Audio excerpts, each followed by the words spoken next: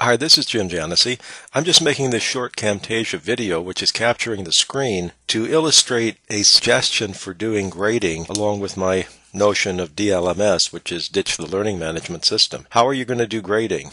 It turns out it's really not hard at all. What I've got opened up here is a screen that just has my computer focused on a folder that has a separate grade sheet for each student. What I have opened up here is the series of submissions that various students have made for one assignment, a summary on Unit 1 of a given course. So what I'm going to be doing is taking a look at something submitted here by a student, Elmer Fudd, a fictitious student, which was just emailed to me as a PDF. I could be looking at this in Gmail, where I normally receive these. I've broken them out here just for example purposes. We have a grade sheet for Elmer Fudd. What's the grade sheet look like? It's based very much on the checklist for the course. Here's what it looks like for a given student. I just prepared this from the checklist that I prepare for the course anyway. Instead of doing it in portrait mode, I did it in landscape mode. It's just a Word document. And every one of the units is set up in rather a similar way. We have here these items of required work that add up to 100, and then one extra credit item, or two that students can choose from, that might add to that total. As a Word document, this is just a table. What I'm going to do is take a look at Elmer Fudd's submitted work, and I'm going to give him some feedback and a grade. So I'm going to take a look and just open this thing up, and here I have this document. Now, this is really based on the work of a real student. That's why it's black there. Otherwise, it would show Elmer Fudd. Here I'm having students take a look at various civilizations for which we've examined artwork. And I'd like to know the purpose, the formation rules for that art, the technologies used, and that art's impact on modern life. And here we have some very interesting information. Here's 3 civilizations, and on the next page we have 2 more that we've looked at in Gombrich's Story of Art, the first 3 or 4 chapters. I can read through this. There is a mechanism I can use to actually annotate this with PDF Pro, but in this case I'm going to give feedback using my grade sheet. So supposing I read this, and things are fairly accurate in these columns, but on this column where I'm asking for the impact of this civilization's art on modern life, many students in this case are just describing what the artwork did for that civilization. Well, it's rather general statements, maybe what they did benefited later civilizations. Let's assume that this student has gotten everything pretty accurate, but in this last column they've said more about what the art did for the ancient society than any impact it might have on modern times. So I've read through this, I've formed my opinion of it. I'm going to close that up. Now I'm going to go down here, and I'll say right here for this summary form, I'd say he did pretty well, but he missed that last column.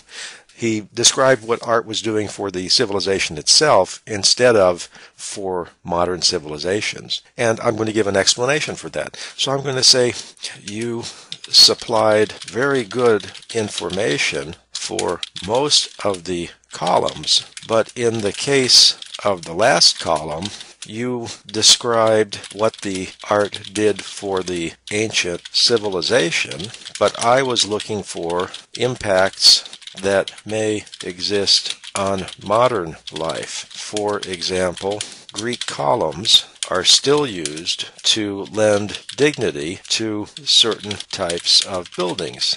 It's of course possible that we see little impact of the art of a given civilization on modern life. If so, state that.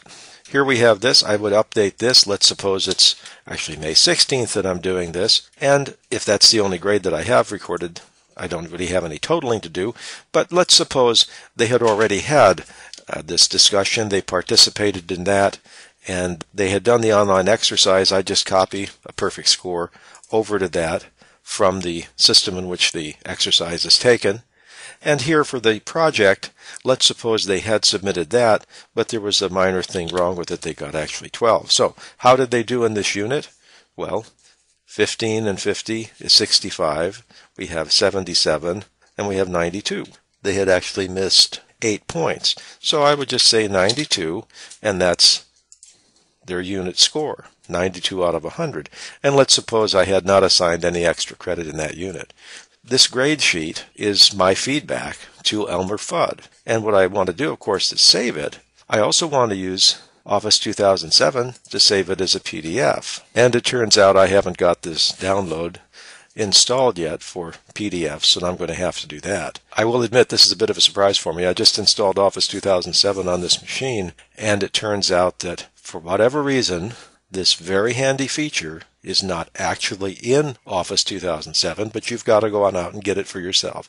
I think that's one of the dumbest decisions people make in distributing software tools like this. This is a feature you really want. It should be a part of it right off the bat, instead of making this build-it-yourself kind of a la carte distribution. Well, so be it. I will actually get the PDF mechanism installed so that I can create that.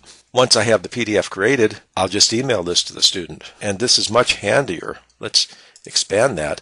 This is much handier for students to get all of this kind of feedback to whatever extent you want to provide it. You're not limited to some scrunchy little box.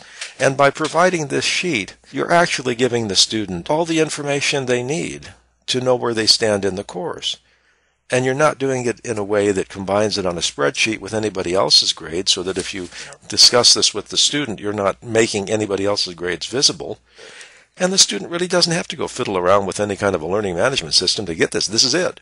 This is essentially their report card as things develop throughout the course. I would expect this to expand to a few pages as we go through the remainder of these units. And what about the course grade computation? I just happen to cut students some slack. We have 5 units in a course, 5 2-week units for our 10-week term, and of those I take the highest 4 grades and average them. And all I really have to do to compute the score is the average goes in here. There's at the end of the term a reflective essay, and there's also a final exam. The student scores go in here, times this percentage. The value goes in here. That's very simple math. And then, of course, the letter grade.